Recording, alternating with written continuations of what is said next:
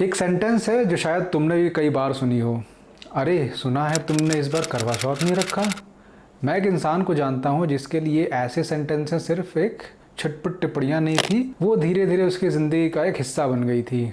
एक ऐसी आवाज़ जो उसके अपने दिमाग में बस गई थी। ज़्यादातर पूछने वालों को इससे कोई ख़ास फ़र्क नहीं पड़ता था, फिर भी उन्हें पता था, उन्होंने नोट किया और फिर किसी और को भी बता देंगे। आज मैं वो वजह बताना चाहता हूँ कि लोग दूसरों की ज़िंदगी में इतनी दिलचस्पी क्यों रखते हैं और जिस पर ये नज़र पड़ती है उस पर इसका असली असर क्या होता है। उसका नाम प्रिया था।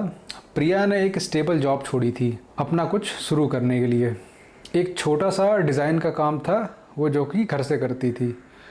कुछ ही दिनों में खबर पूरे मोहल्ले में थी। एक शाम सब्जी लेते हुए एक पड़ोसन ने रोक कर पूछा, सुना नौकरी छोड़ दी, अब क्या करोगी?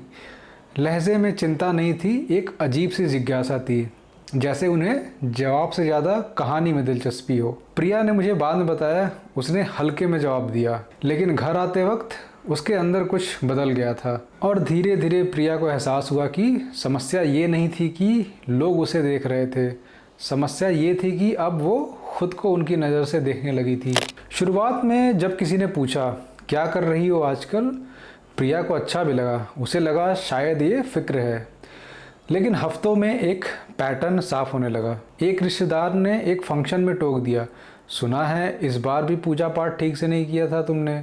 और ये बात उन्हें किसी ने नहीं बताई थी, उन्होंने खुद नोट किया था। प्रिया ने मुझे बताया उस दिन के बाद उसने नोटिस करना शुरू किया कि वो खुद कितना सोचने लगी थी।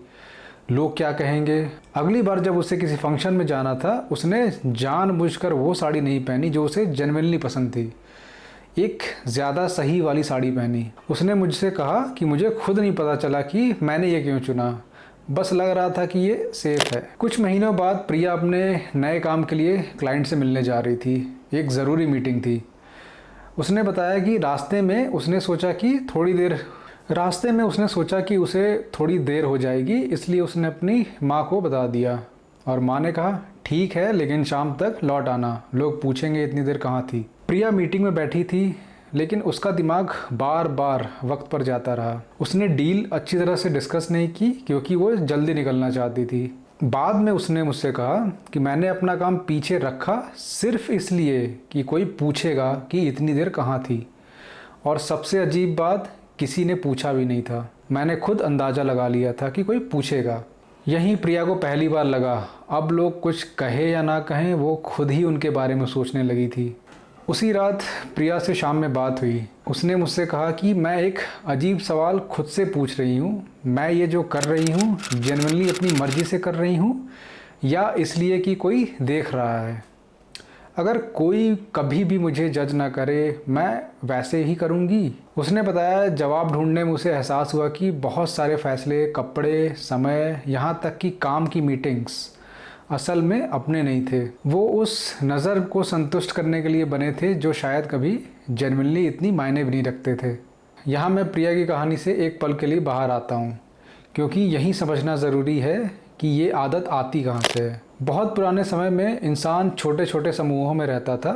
समूह से बाहर निकलना मतलब था अकेले हो जाना, बिना किसी सिक्योरिटी के। शायद इसी वजह से हमारा दिमाग हमेशा नोट करता रहता है कि बाकी लोग कर क्या रहे हैं, क्या सामान्य माना जा रहा है। ये एक सर्वाइवल मैकेनिज़्म था। आज वो खतरा नहीं रहा। कोई इंसान सिर्फ इसलिए नहीं मर जाता कि उसने करवा चौथ नहीं रखा, लेकिन वो पुराना मैकेनिज़्म दिमाग में अभी भी वैसे ही काम करता है। इसलिए लोग आज भी बिना सोचे दूसरों पर नज़र रखते हैं। हर बार इसके पीछे बुरी नीयत हो ऐसा भी नहीं है, लेकिन कई बार ये बस एक पुरानी आदत होती है। प्रिया की पड़ोसन, उसकी रिश्तेदार, वो दोनों जेन्युइनली यही कर रही थी। रूल्स टूटते देखना और ऑटोमेटिकली उसे नोट करना। एक और परत समझना ज़रूरी है कि जब कोई इंसान अपनी ज़िंदगी से जेन्युइनली खुश नहीं होता तो दूसरों की ज़िंदगी पर नज़र रखना एक तरह की राहत देता है। देखो हमने तो सही किया ना। प्रिया ने बाद में मुझे बताया उस पड़ोसन के बारे में उसे पता चला था कि उनका अपना बेटा घर पर बेरोज़गार बैठा था, वो भी कई सालों से। और शायद उनकी ये टिप्पणी करना प्रिया के बारे में उतनी नहीं थी जितनी उनकी अपनी चिंता के बारे में थी। ये दूसरों को जज करना अक्सर अपनी खुद की इनसिक्योरिटी को शांत करने का एक सही तरीका लगता है। जिनकी अपनी ज़िंदगी में क्लैरिटी है, सेटिस्फैक्शन है, उन्हें इतनी ज़रूरत नहीं होती कि दूसरों पर नज़र रखे। तो जब कोई तुम्हें बार बार जज करता है, ये ज़रूरी नहीं है कि तुम्हारे साथ कुछ गलत है। ये अक्सर उस इंसान के बारे में ज़्यादा बतलाता है और तुम्हारे बारे में कम।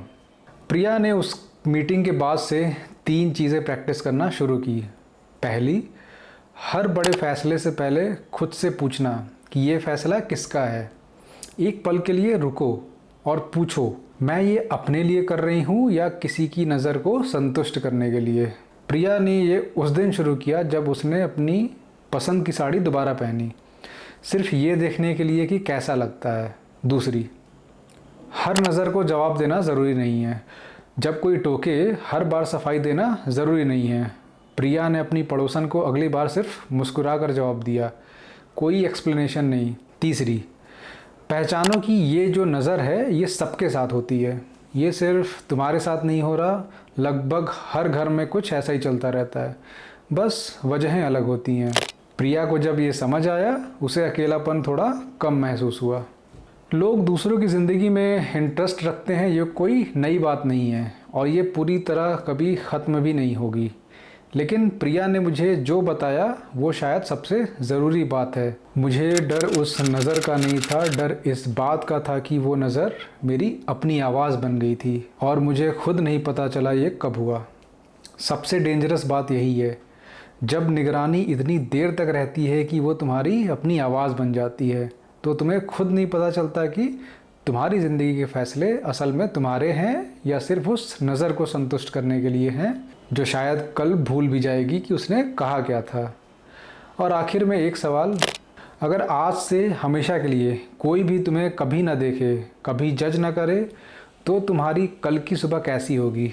अलग होगी या बिल्कुल वैसी ही? ये जवाब तुम्हारे लिए खुद के लिए होगा।